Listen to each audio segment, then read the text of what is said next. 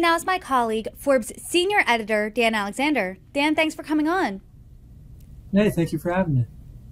First of all, I want to extend a big congrats. The Forbes 400, the list of the wealthiest Americans, has just dropped. But someone who did not make the list this year is former President Donald Trump. So first, can you tell us why? How much did his net worth decrease since last year, and what caused the drop? Yeah, so we have Donald Trump at $2.6 billion. Obviously, that's a lot of money, but not quite enough money to make the Forbes 400. The cutoff for this year was $2.9 billion.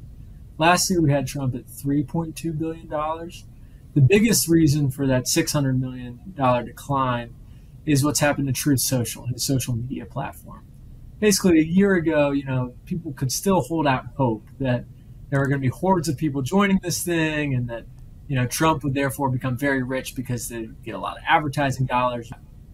Hasn't happened.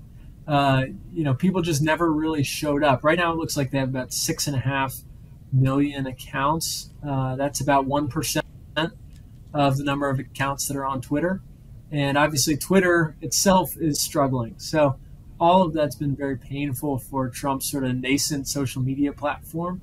And that's not his only problem. Of course, he also is a big owner of office real estate at a time when office values are dropping across the country, but particularly in places like downtown San Francisco, where he has one of his most valuable properties, and also, of course, in Manhattan.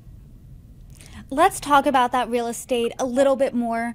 Before he forayed into politics and social media, Trump was known for his real estate. So you said that the value of his properties seemingly went down. Did that affect all of them? And was there any property in particular that was more affected than others?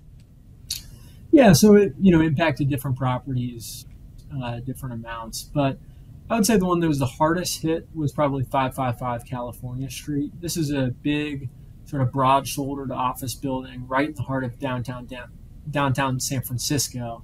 It has 1.8 million square feet in it, and you can't chop it up into housing. Huge floor plates, marquee, white shoe, law firm, bank sort of office building. Obviously, all of those kind of tenants need less space now, and although the building so far has been able to hang on, still is full, and people are still paying rents, there are some really troubling signs ahead. So in the next 3 years, more than half of the rent that building generates right now, those leases are all going to expire, and so they're going to have to re-sign with people at a time when people have a lot of different office spaces that they can choose from, including their own living room or their extra bedroom in their house or whatever.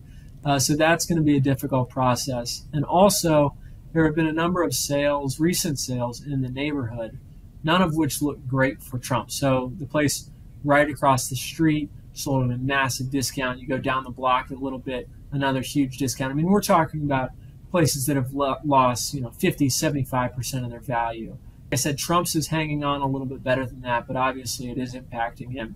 And so we've got the value of his 30% stake in that property down roughly $100 million in the last year.